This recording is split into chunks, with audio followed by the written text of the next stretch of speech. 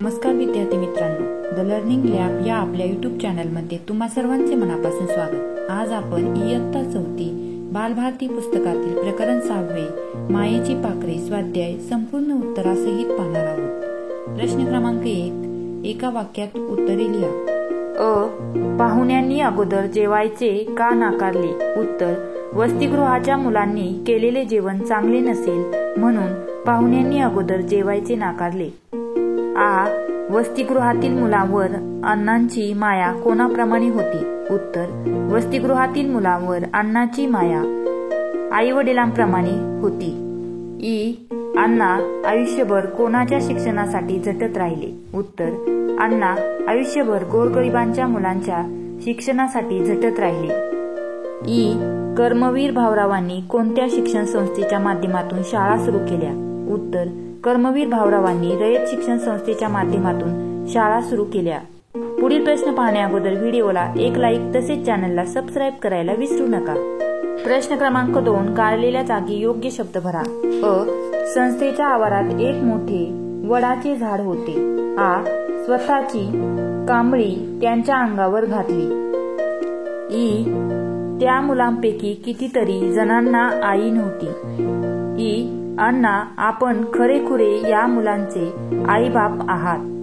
प्रश्न क्रमांक 3, कोण कोणाला म्हणाले? आता इथेच मुक्काम करा असे भाऊराव लेखकांना म्हणाले। जा रे, स्वयंपाकघरात काही शिल्लक असेल ते घेऊन ये बघू असे भाऊराव एका मुलाला म्हणाले।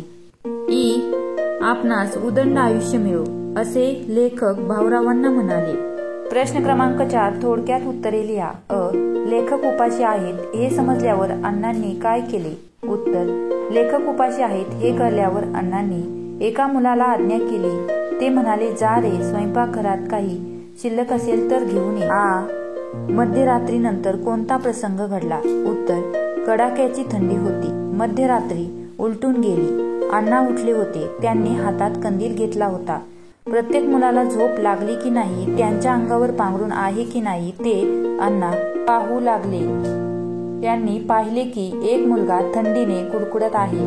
अण्णांनी त्याला दोन्ही हातांनी अलगद उचलले, स्वतःच्या बिछाण्यावर आणून झोपवले, स्वतःची घोंगडी त्याच्या अंगावर घातली, त्याला पोटाशी धरले। तो मुलगा अण्णांच्या उभेत गाढ झोपला।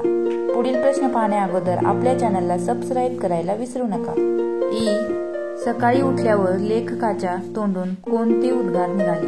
उत्तर, थंडीने कुडकुडणाऱ्या मुलाला अण्णांनी रात्री स्वतःच्या बिछाण्यावर आईच्या मायेने झोपवले। हा प्रसंग लेखकाने स्वतःच्या डोळ्यांनी पाहिला।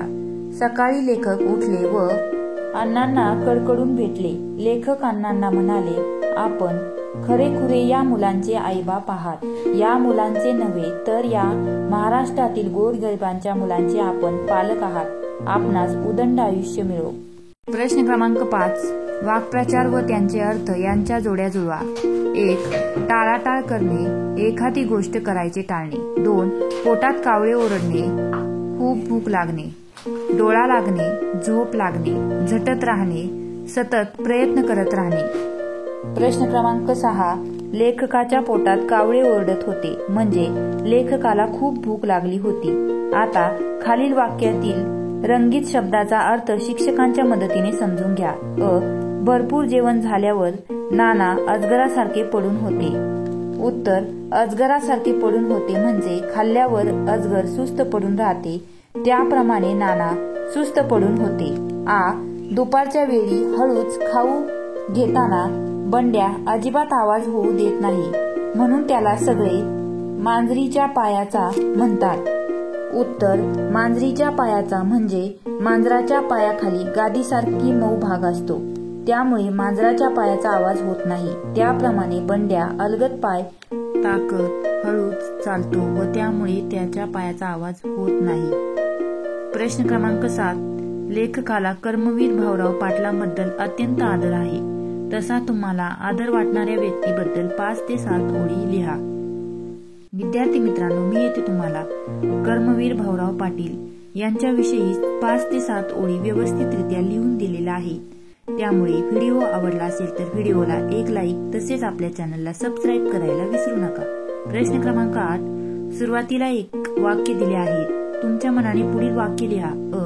सकाळची वेळ होती. सूर्य उगवला होता. मी खिडकीतून डोकावून पाहिले तर झाडावर पक्षी किलबिल करत होते. गार हवा वाहत होती. वेलीवर फुले आली होती. बागेत गेल्यावर मला एक अळी दिसली. तिचा रंग पिवळा होता. तिला अनेक पाय होते. ती गुलाबाच्या झाडावर चढत होती. अशा पद्धतीने विद्यार्थी मित्रांनो, आपला स्वाध्याय इथेच संपला. धन्यवाद.